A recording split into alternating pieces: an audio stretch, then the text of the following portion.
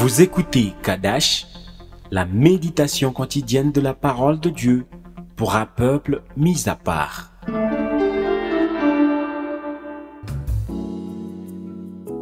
Shalom bien-aimés en Christ, aujourd'hui nous allons méditer ensemble sur le verset 5 du chapitre 10 du livre des Proverbes. Il est écrit, celui qui amasse pendant l'été est prudent, celui qui dort pendant la moisson est un fils qui fait honte.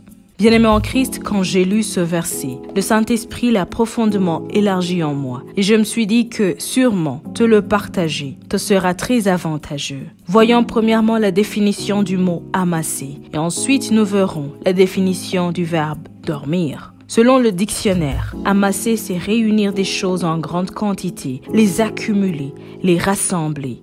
Et le dictionnaire nous donne environ 6 significations du verbe dormir.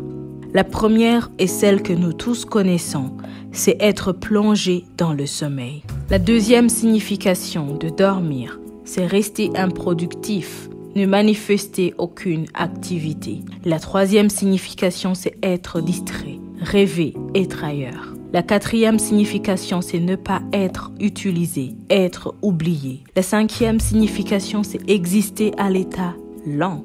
Et la sixième signification, c'est être mort. On dit souvent « repose en paix » quand une personne a rendu l'âme.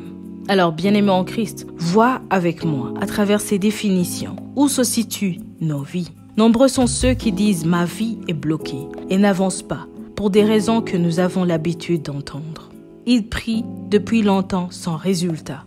Mais je me dis que cette parole vient nous montrer notre besoin le plus urgent. La parole de Dieu nous dit « Celui qui amasse pendant l'été est prudent. Celui qui dort pendant la moisson fait honte. » Le problème n'est pas le résultat dont tu as besoin. Le problème est d'ignorer ta saison.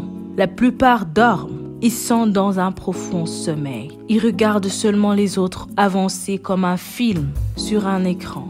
D'autres sont improductifs parce qu'ils pensent que ce qu'on leur a dit est vrai. Ils pensent qu'ils n'ont rien et qu'ils ne peuvent rien. D'autres sont distraits par des illusions. Ils rêvent grand, ce qui est une bonne chose. Mais ils pensent qu'ils commenceront grands et méprisent les petits commencements.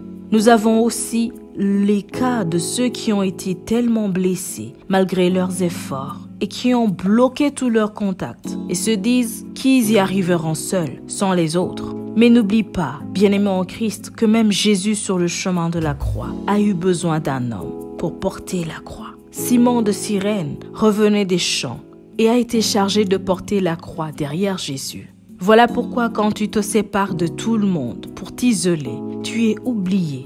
Et nous avons d'autres cas de personnes qui sont lentes, qui reportent tout au lendemain, qui ont tout le temps des excuses pour ne pas faire ce qui était prévu aujourd'hui.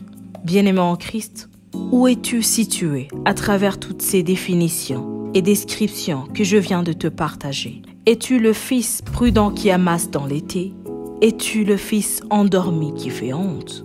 Honnêtement, si tu médites en profondeur, tu verras que tu es endormi, car ce que tu penses avoir moissonné est très peu par rapport à la moisson que Dieu avait prévue pour toi avant ton existence. Je te laisse dans cette méditation. Elle te permettra de penser en profondeur sur ta vie. Et dans l'audio suivant, je te partagerai la stratégie pour t'en sortir. Sois richement béni. Shalom. Vous écoutiez Kadash, présenté par Marie-Claire. À bientôt.